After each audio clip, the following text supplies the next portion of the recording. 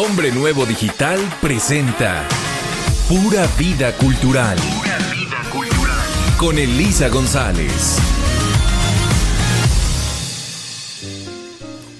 Hola, ¿qué tal, queridos amigos? Aquí estamos nuevamente viviendo, compartiendo y disfrutando la pura vida cultural.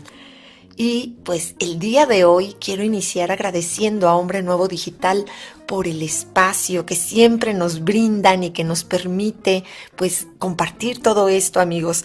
Me han pedido que les hable un poquito de las historias de algunos romances y pasiones en México y bueno, quiero contarles algunas anécdotas, no sin antes dar el reconocimiento al libro 99 Pasiones en la Historia de México del autor Alejandro Rosas, que es de donde tomo estas anécdotas y bueno, no se las voy a leer, lo que voy a hacer es írselas comentando, sin embargo, respetando el título que él le da a cada una de estas historias. Y pues bueno, dado que nosotros hablamos de la vida cultural, pues vamos a empezar con lo que son los intelectuales. Y bueno, conocemos a Francisco González Bocanegra, el autor del himno nacional mexicano, y el título aquí sería Mi corazón vivió por el amor. Nos preguntamos qué era lo que tenía Francisco González Bocanegra en la cabeza para animarse a escribir un himno para México. ¿En qué estaría pensando o qué le estaría inspirando? Su familia había sido expulsada del país en el año de 1829. Su padre era español. Y también podríamos preguntarnos qué momento de locura atravesó su familia para no haber dudado en regresar a México una vez que España reconoció la independencia de su antigua colonia en el año de 1836. La única respuesta posible y que además nos llena pues de orgullo es el amor a la patria. Y bueno, vamos un poquito a hablar de la historia de Francisco González Bocanegra y Guadalupe González del Pino Villalpando. Él nace en San Luis Potosí en el año de 1824, hizo una larga carrera en letras y su familia se establece de nuevo en México y él se gana el afecto de varios gobiernos conservadores trabajando para el servicio público. Hay dos amores que marcaron la existencia de Francisco González Bocanegra y aunque su existencia fue corta, pues fue muy, muy llena de amor. Guadalupe González del Pino Villalpando y desde luego su gran y segundo amor, la patria. Francisco pues era muy romántico por naturaleza. Él decía, y estas frases las acuñó él, que mi corazón vivió por el amor y que el amor era la única verdad de la existencia, lo único por lo que vale la pena vivir. Y se preguntaba, ¿sabes lo que es amor? Es la vida, el solo bien, el verdadero encanto, es el consuelo al ánima perdida en este mundo de dolor y de llanto. Pero para él, como para muchos de nosotros, el amor tenía nombre y apellido, y se llamaba Guadalupe González. Pero también, al igual que muchas de nuestras historias, pues tenía un pequeño inconveniente. Era su prima. Francisco la conoció en el año de 1847, cuando en plena guerra contra Estados Unidos decidió dejar San Luis Potosí para establecerse en la Ciudad de México, en la casa de su tía Marina, que era la madre de su amada Lupita.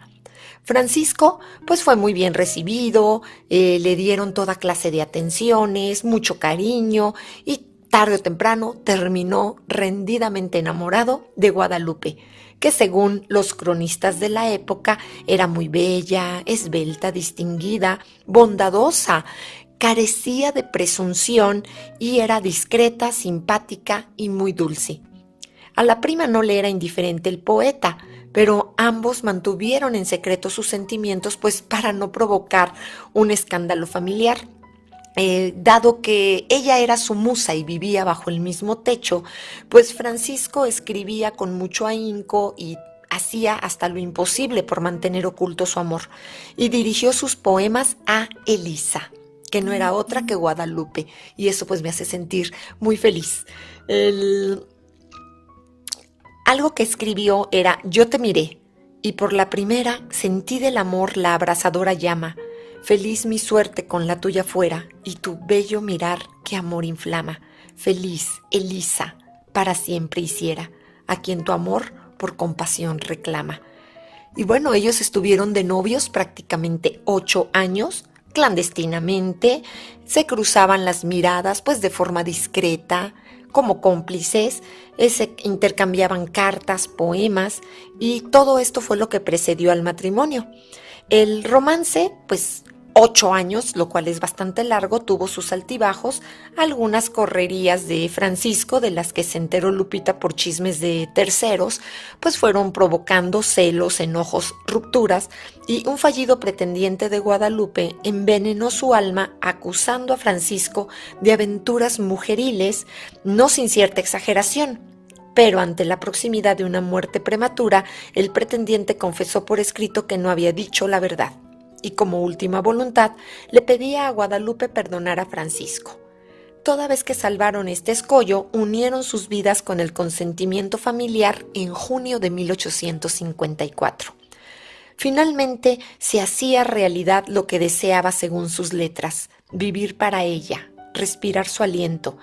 En él solo había una ambición, solo un deseo: existir para amarla. González Bocanegra pues vivió feliz al lado de Lupita y sirviendo al gobierno mexicano, a pesar de los sinsabores de su historia familiar, ya que hubo un destierro obligado en 1829. Francisco nunca le guardó rencor a su propio país y le entregó su vida colaborando continua y constantemente con el gobierno. Por eso, cuando pues surgió esta convocatoria para el concurso y tener la oportunidad de escribir la letra del himno nacional bajo la presión de Guadalupe, él lo hizo. Ella lo encerró en una habitación con suficiente tinta y papel para que lo escribiera. Y entonces él lo hizo en tan solo unas horas y con una pasión que dejó plasmada en cada una de las estrofas. La patria fue siempre su segundo amor. No obstante que el premio que recibió de manos del gobierno por ganar el concurso fueron unos libros lujosamente empastados.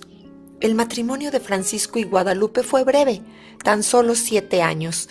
Tuvieron 4 hijas y a la primera la llamaron, ¿cómo creen?, Elisa, como el nombre que utilizaba el poeta para declarar su amor clandestino. Pero en los azarosos años del siglo XIX, cualquier enfermedad podía derivar en un entierro, y González Bocanegra fue víctima de tifo. Murió en 1861 con tan solo 37 años de edad. Fue sepultado en el Panteón de San Fernando y en 1942 sus restos fueron colocados al lado de los restos de Jaime Nuno, autor de la música de su himno.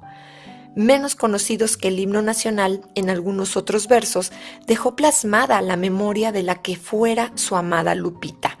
A ella le escribió: yo te miré, y por la primera sentí el amor de la abrasadora llama. Feliz de mi suerte con la tuya fuera, y tu bello mirar que amor inflama. Feliz, Elisa, para siempre hiciera a quien tu amor por compasión reclama. Mi segundo amor, la patria. ¿Qué les parece, amigos? Díganme si no es una bellísima historia de amor y que nos lleva a comprender de muchas maneras el cómo de una u otra forma pues nos vamos enterando de estas grandes pasiones y de estas grandes historias que son tremendamente hermosas y que nos dejan mucho de pues qué pensar y qué sentir. Entonces vamos a ver o vamos a escuchar ahora una historia pues un poquito más conocida, que es la de Juntos pero Separados, de Diego Rivera y Frida Kahlo.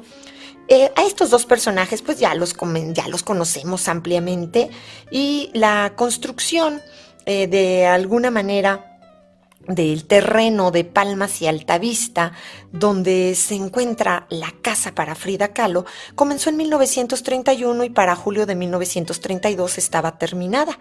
Ellos regresaban a México en 1934, después de un largo y fallido intento de Diego Rivera por conquistar los Estados Unidos.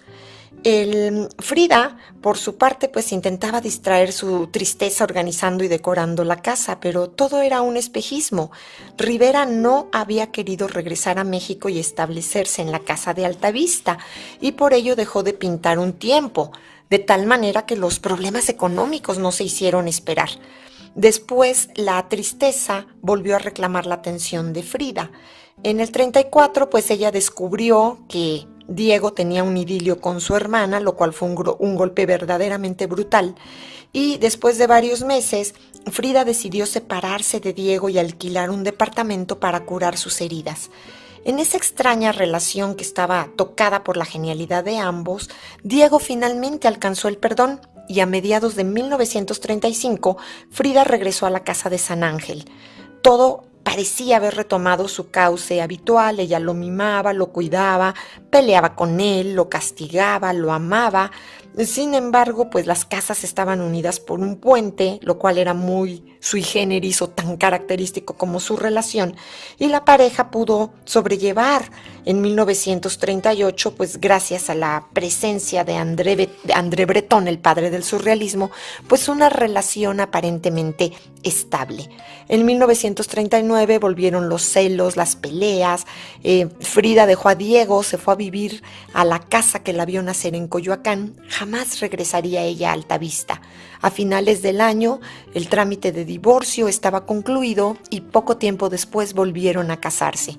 Desafortunadamente, en esta historia de juntos y separados, existían engaños mutuos, aventuras pasionales, celos, enojos, frustraciones.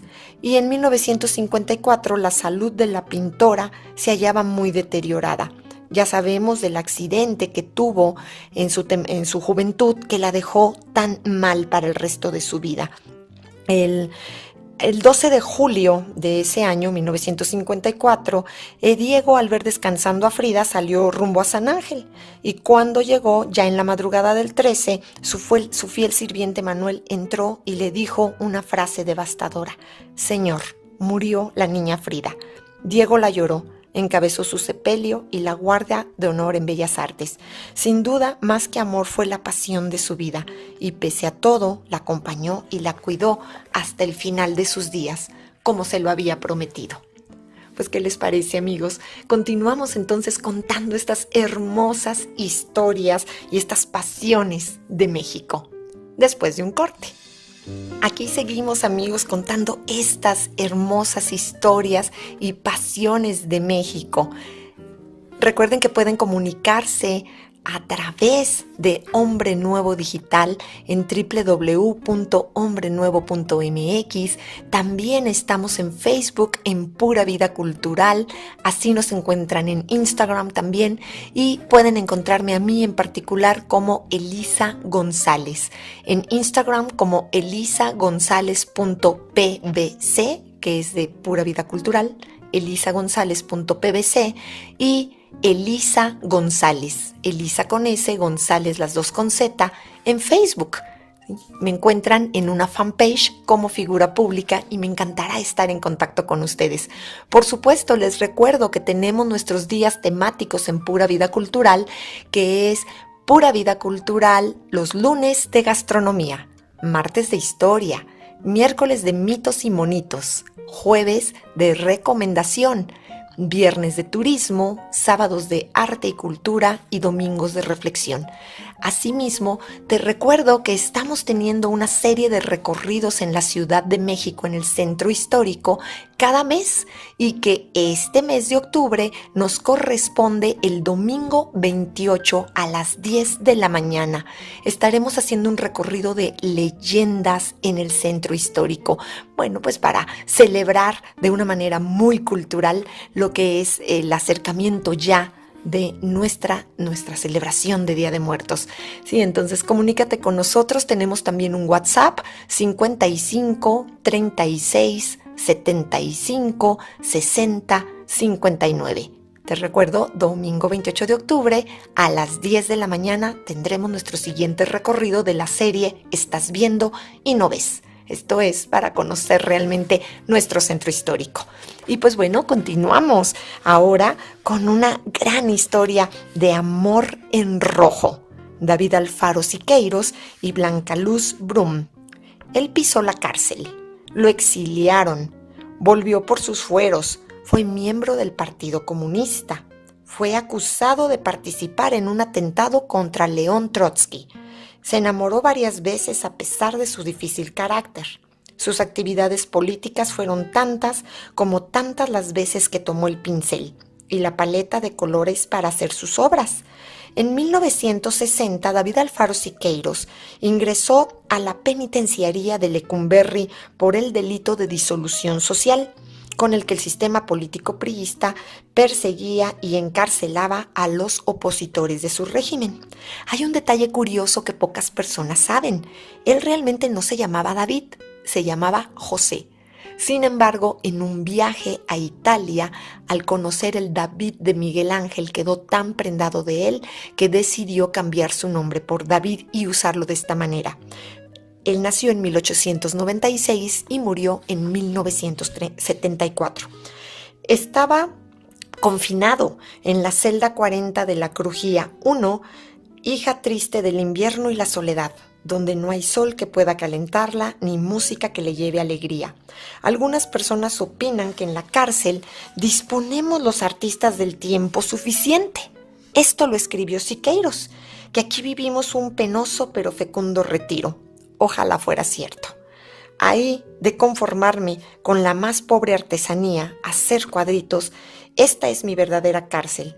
Trabajó en el cuadro de Caballete y sueño con los grandes frescos. Entonces, él quería hacer todo eso, quería ese trabajo que no podía realizar. Cuando estaba preso en Lecumberri, pues se le acercaron los fantasmas, los peores que existen, amigos, los fantasmas de los amores pasados, y lo asolaban con su nostalgia. Fue Blanca Luz Brum, la mujer con la que compartió apenas unos pocos años, pero con una intensidad propia del genio. Nacida en los cerros del Pan de Azúcar, cerca de Montevideo en 1905, en el seno de una opulenta familia uruguaya, Blanca era una intelectual que escribía artículos periodísticos y poesía, y ella además pues era amante de la pintura. A los 20 años de edad ya era viuda y tenía un hijo. Se conocieron en 1929 en una cena en casa de la escritora Griselda Cini, cuando Siqueiros viajó a Montevideo pues para participar en la Internacional Sindical Roja. Él la describiría, o más bien ella escribiría, una noche memorable, de la cual había de nacer lo que fue un maravilloso romance, un encuentro sensacional en medio de una época mediocre y materialista, en una época sin pasiones, sin aquella intensidad, sin aquellos peligros y lágrimas que tuvo nuestro amor. La noche transcurrió con la falsa ilusión del amor a primera vista, del encuentro fortuito de almas gemelas, de la posibilidad de haber hallado el amor de la vida. Hubo palabras, coqueteo, seducción. Siqueiros hubiera querido detener el tiempo, como él mismo lo expresó posteriormente, y cuando la noche transitaba hacia el amanecer, acompañó a Blanca a su casa. Algo había ocurrido entre nosotros, escribiría Blanca más tarde. Algo misterioso, mágico, había pasado en medio de nuestras manos unidas. Los ojos verdes de Siqueiros me buscaban insistentemente y partimos juntos por la orilla del mar. De pronto, una idea descabellada cruzó por la mente de David. Quería bañarse en el Atlántico.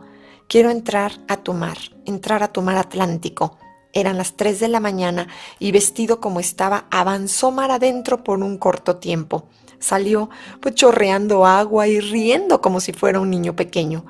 Su gesto más extraño me pareció completamente infantil, diría ella tiempo después. Así era él, lo constaté muchas veces. David le pidió que dejara todo y marchara con él a México. Blanca aceptó y en el trayecto de regreso se enteró de que había un pequeño problema. Un detallito, dirían algunos, que se le olvidó a David comentarle. Estaba casado. ¿Sí? Vinieron las explicaciones, los típicos, ya no hay amor, es solo costumbre. Y bueno, ella finalmente, y a pesar de la oposición de la familia e incluso muchas veces, como ella escribiría, de la oposición de ella misma, aceptó dicha situación.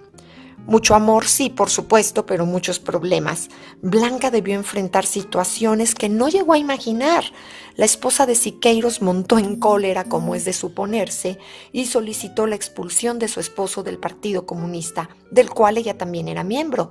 Le hizo la vida verdaderamente de cuadritos a Blanca, enviándole anónimos, interviniendo su correspondencia, presentándose de improviso en su casa. Y en 1930, Siqueiros fue encarcelado durante 6 meses, acusado de querer atentar contra la vida del presidente Pascual Ortiz Rubio.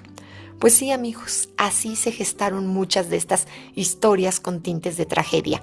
Durante ese tiempo, Blanca le escribió un sinnúmero de cartas muy emotivas. Doloroso, amadísimo, mi vida, mi hijito querido, nunca como hoy he sentido el deseo de apretarte para siempre en mi corazón.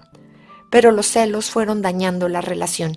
Siqueiros la celaba desde la cárcel como si hubiera tenido algo digno que ofrecerle. Y le prohibía ver gente que podía ayudarlos. La situación mejoró temporalmente una vez que Siqueiros se divorció en el año de 1932. Viajó con Blanca a Estados Unidos, se casaron y luego se trasladaron a Montevideo. Nuestra pasión sufría, no obstante, el continuo acecho de los celos, escribiría Blanca más tarde. Yo era su esposa, la modelo de sus cuadros, de sus murales, la humilde compañera soportando los arranques de su carácter tan variable. Pero él parecía no poder desligarse de ese temperamento tan suyo, tan primitivo, por cuya razón se fue enfriando lentamente mi gran amor. La relación no tenía futuro y para 1935 ya se habían divorciado. Aún así, la fugaz relación de apenas 6 años fue suficiente para inspirar profundamente a Siqueiros, quien dejó plasmado su amor en varias de sus obras y quien confesaría tiempo después que no supo amarla, que no supo valorar el amor que esa mujer le entregó, que estaba siempre para él y que lo aceptaba como era, a pesar de todo, a pesar de él mismo. Y esto pues es otra de las grandes historias de estas pasiones que tenemos en México y que nos señalan pues un gran cauce de lo que estaba pasando en diversas ocasiones en la historia como tal.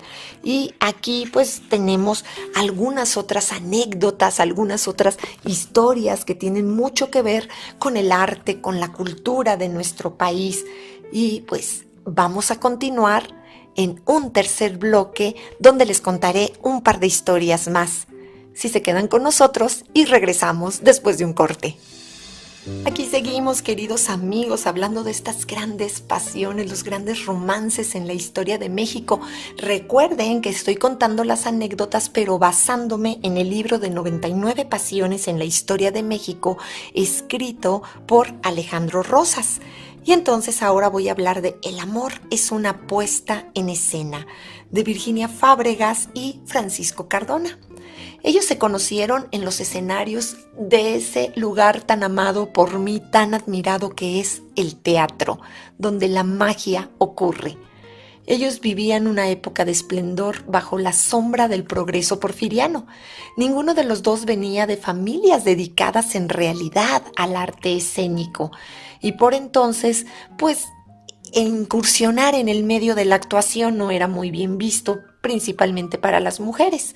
Para la moral de la época, el mundo del espectáculo era sinónimo de perdición y era una tierra fértil para el escándalo, a pesar de que los teatros llenaban sus butacas casi siempre. Virginia Fábregas nació en 1871 en Yautepec, Morelos. Antes de convertirse en una de las primeras actrices del país, se recibió como maestra en la escuela normal y llegó a ser profesora en una escuela de sordomudos, una labor extremadamente loable. Pero a ella le atraía la oratoria, la actuación, el teatro. Dejó atrás su carrera de enseñanza y hacia 1892 debutó en el teatro principal en la obra Divorciémonos. ¿Se imaginan el escándalo? 1892, amigos. Con el tiempo se ganó el reconocimiento público y llegó a ser conocida como la Sarah Bernhardt mexicana. Francisco Cardona, por su parte, pues era miembro de una familia de abolengo, educado como todo un gentleman, un caballero de pies a cabeza. Él había estudiado en colegios particulares y en la Escuela Nacional Preparatoria. La gente que lo conocía decían que su rasgo distintivo era la elegancia. Esto lo escribió también el periodista Enrique de Olavarría y Ferrari. Por su corrección, por su buen humor, y llegó a ser una verdadera presea en los salones. Por eso cuando anunció "me convertiré en actor", pues la familia y amistades se imaginarán que pusieron el grito en el cielo. Máxime porque jamás había demostrado alguna cualidad digna de atención o de mención para el teatro, aunque le echaba bastantes ganas, tenemos que decir coloquialmente. Desde 1892, Virginia y Francisco coincidieron en distintas compañías teatrales.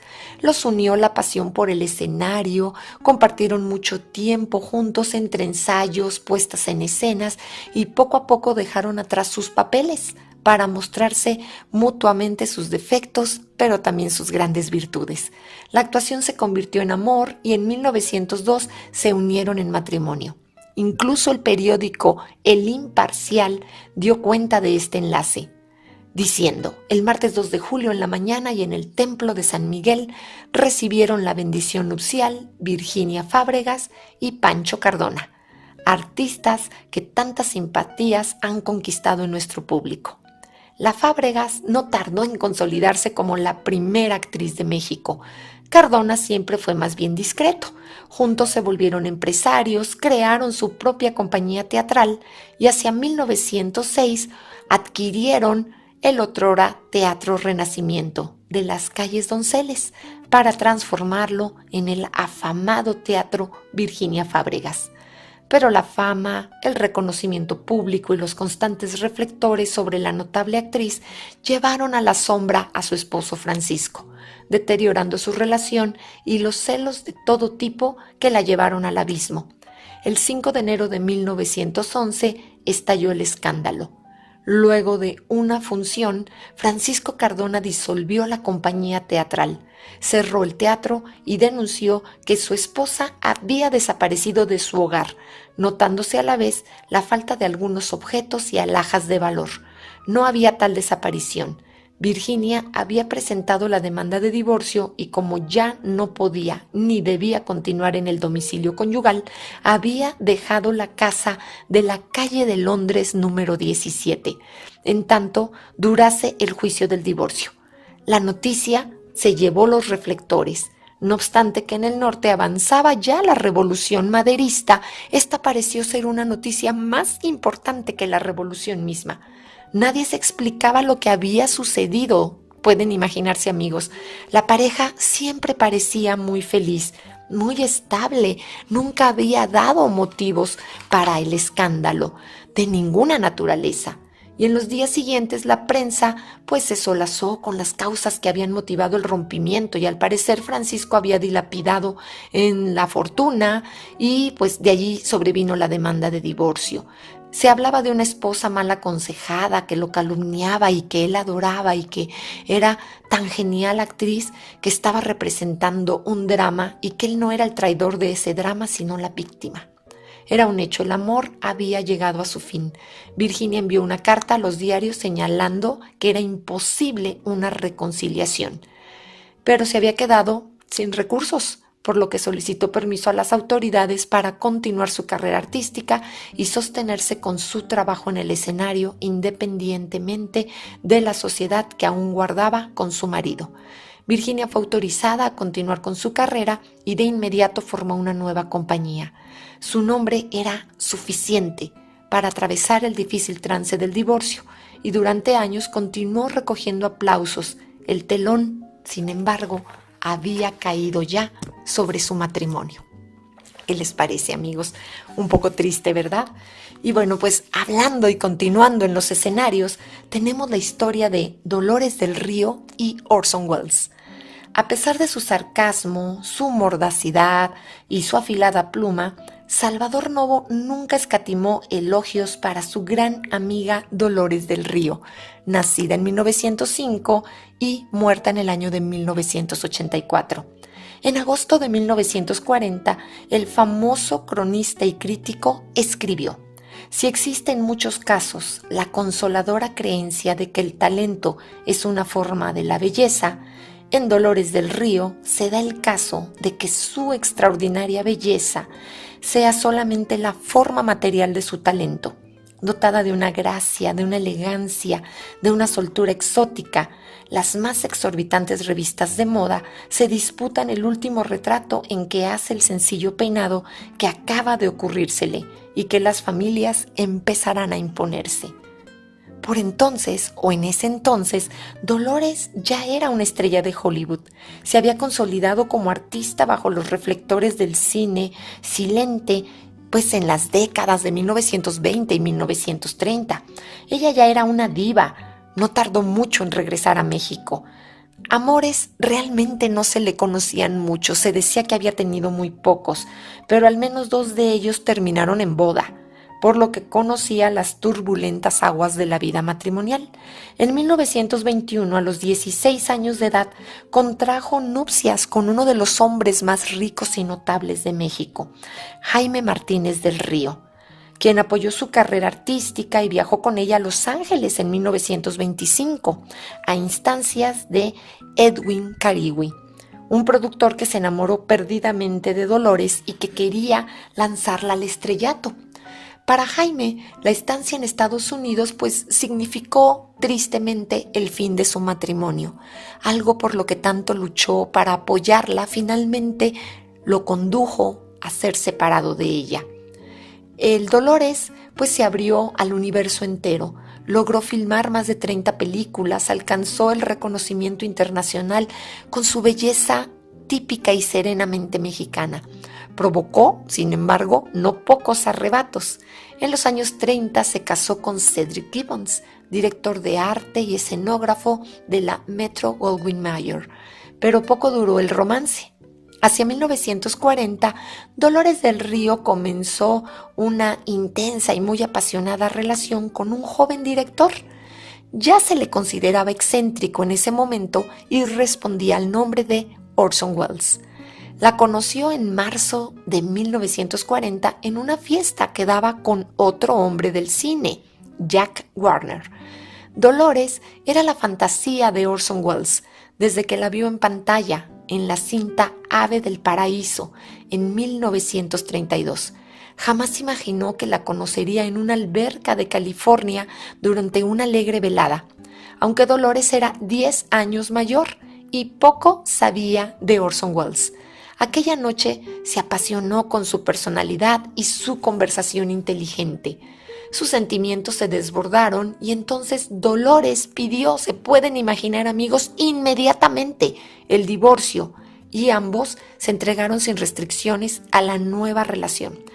La enredosa y bastante gorda señora Parsons escribió Salvador Novo, que siempre se había portado muy bien con Dolores, en la columna que su Racket, llena de chismes, ha reflejado recientemente sobre Dolores la tirria que le profesa a Orson Welles, cuya amistad con Dolores denominaba Welles Current Romance, esto es, el actual romance de Welles. Pero esta fue una relación explosiva, inestable, dependiente, mala en realidad. Dolores estaba acostumbrada al trato de diva, a darse una vida de reina, pero Orson no tenía ni la fama ni los recursos económicos para tratarla de esa forma. Su carrera apenas comenzaba. Lo había tocado la fama gracias a la controvertida dramatización para la radio que hizo de la famosa Guerra de los Dos Mundos en el año de 1938, lo cual le abrió entonces las puertas para dirigir en el mundo del cine. La fascinación de Dolores por Orson la llevó a dejar su carrera por un tiempo para estar a su lado sin importarle nada más. Ella fue una presencia constante, cercana, de gran influencia para Welles durante la filmación de su primera película que se estrenó en el año de 1941 en el mes de mayo, El Ciudadano Kane, que se las recomiendo ampliamente, amigos. Por esos días, además, fueron el uno para el otro, solamente por unos cuantos meses. Novo escribió: solamente Dolores tiene acceso a Orson Welles y solamente a Dolores. Después vendrían toda una serie de problemas de una relación nacida de la inmadurez y la inmediatez. El fracaso de su primera cinta, pues no arredró al joven director. Para su segunda película, quería que Dolores fuera su protagonista, pero era un hombre emocionalmente inestable, inconsistente, y ella era impulsiva, quería vivir el aquí y el ahora, sin pensar en nada más ni en las consecuencias de sus actos en terceras personas. Por ende, pues con tanta facilidad, él pasaba de la euforia a la depresión y ella no sabía qué hacer. Los planes que tenían para casarse terminaron súbitamente cuando Orson Welles viajó a Brasil en las fiestas de carnaval de 1942, en donde se entregó a todo tipo de excesos y se alejó por completo de ella. Ante la falta de noticias del director y frente a su helada indiferencia, la actriz mexicana decidió poner fin a su relación enviándole un cablegrama, al cual él nunca respondió. Para Dolores, el triste desenlace de su relación con Orson fue un motivo más para volver a México, que la recibió para convertirla y consolidarla en una de las más grandes actrices de la época de oro del cine nacional. Había quedado atrás la historia de la diva y el director. ¿Qué les parece, amigos? Totalmente emocionante, ¿verdad? Pues no se despeguen de nosotros, continuamos después de un corte. Queridos amigos, ya estamos aquí de regreso y ahora quiero contarles una historia del gran ídolo mexicano, esta gran pasión y este gran romance que vivió nuestro gran, valga la redundancia, Pedro Infante. Y esta historia ha sido titulada Dicen que soy mujeriego, con María Luisa León. Durante su velorio, se pueden imaginar esto, amigos, se presentaron alrededor de 25 mujeres para llorarlo, diciendo que habían tenido hijos con él. Recordemos que él nació en 1917 y murió a la temprana edad de 40 años en 1957 en aquel trágico accidente. Si bien para nosotros como mexicanos Pedro Infante no ha muerto, vive en nuestros corazones y en nuestra memoria.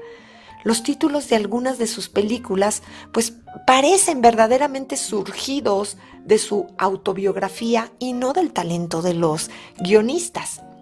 En 1949, Dicen que soy mujeriego.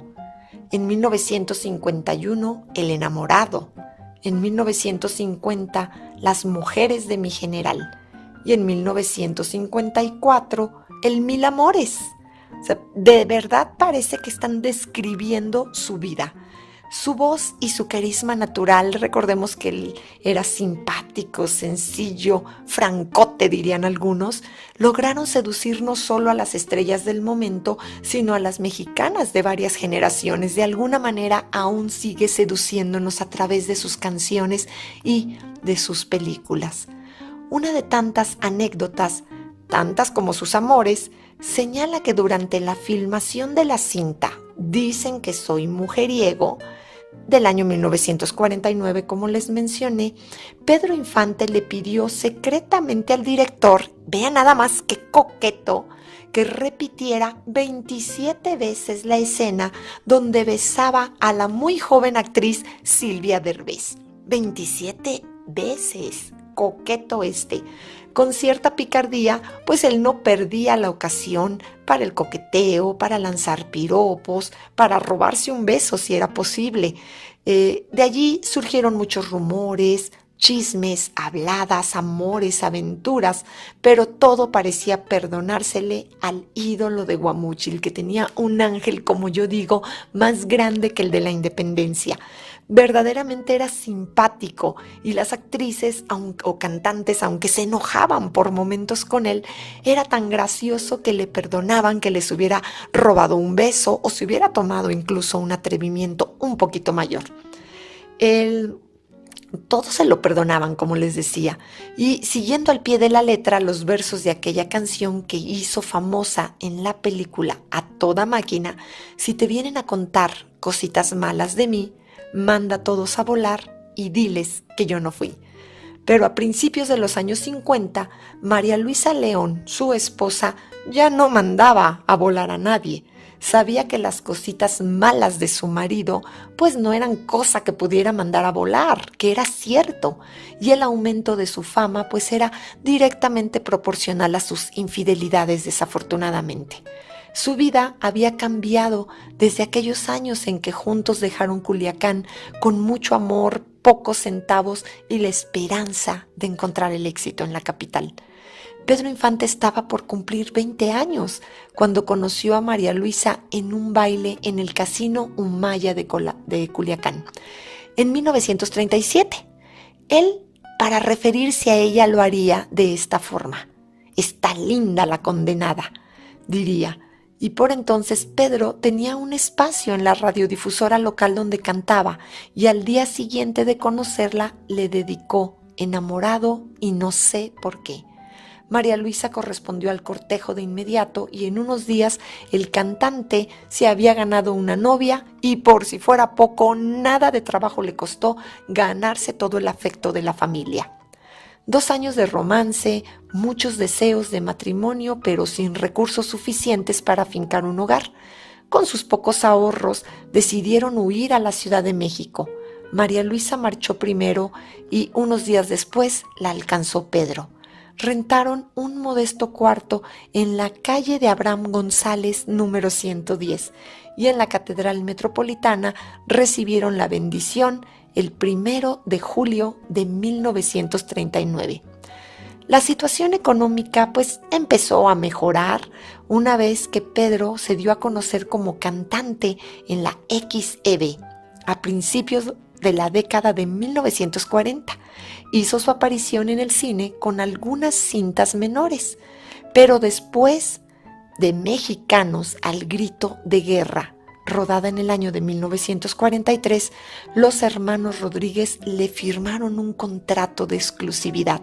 Querían tener solo para ellos el gran talento de Pedro Infante. Casi al mismo tiempo, la XCW le abrió total y absolutamente sus puertas. María Luisa lo había acompañado pacientemente en su ascenso. Estudiaban juntos los guiones, le ayudaba con su dicción, con sus ademanes para la actuación, lo aconsejaba y lo impulsaba. Para desgracia, no había podido tener hijos. Sin embargo, adoptaron a una niña a quien bautizaron como Dora Luz. Se decía que en verdad era sobrina de Pedro. La fama, desafortunadamente, deslumbró al artista, quien no tardó en enamorarse de una bailarina llamada Lupita Torrentera. Y aunque no quiso divorciarse de María Luisa, él le puso un departamento a Lupita en la colonia Nápoles, en la Ciudad de México. Con ella tuvo 3 hijos: Graciela Margarita en 1947, Pedro en 1950 y Guadalupe al año siguiente. Lupita, pues tarde o temprano, quizá por la presión social, quizá mucho también por el amor que sentía, por el amor propio, se cansó de ser la otra. Y como Pedro, a pesar de los años que habían pasado y de los hijos de por medio, no parecía cambiar de planes, terminó la relación después de 5 años. Muchas personas pues criticaban esta aceptación porque decían, bueno, pues un hijo es lógico fuera del matrimonio, pero 3 parecía excesivo. Y no es que sea lógico ni que sea aceptable, simplemente pues era la historia y es la historia muy común, desafortunadamente. Pero esto pues no pareció importarle demasiado a María Luisa, o lo aceptó. Tiempo después perdonó a Pedro y creyó que seguirían juntos. Ni siquiera los 3 hijos con Lupita habían sido un argumento para que su marido la dejara, y ella se sentía extremadamente segura.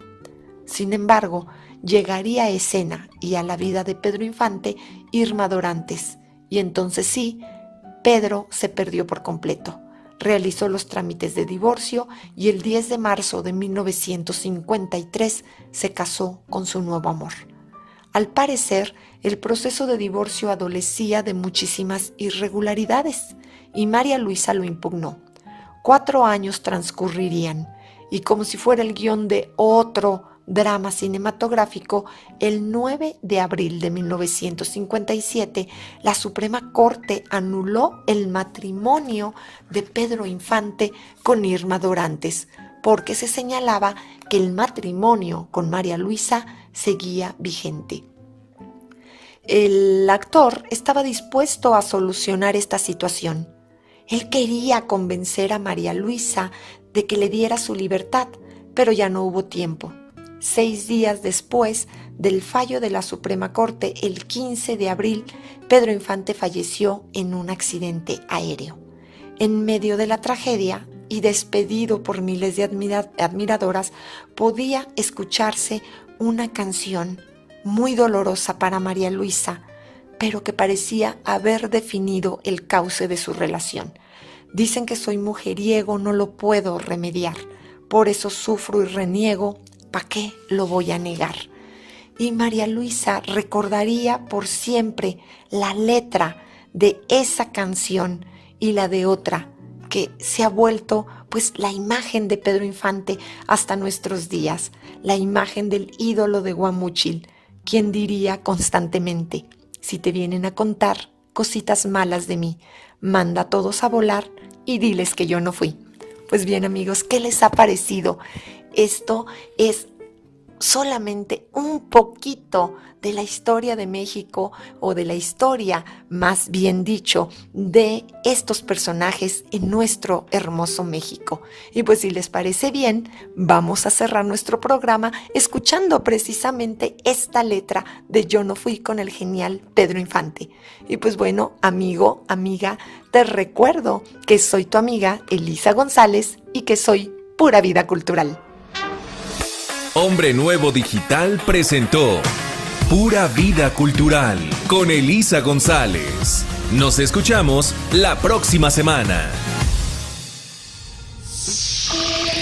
Hombre Nuevo Digital transmite en vivo desde la Ciudad de México para todo el mundo. Radio digital y formación humana las 24 horas del día. Hombre Nuevo Digital.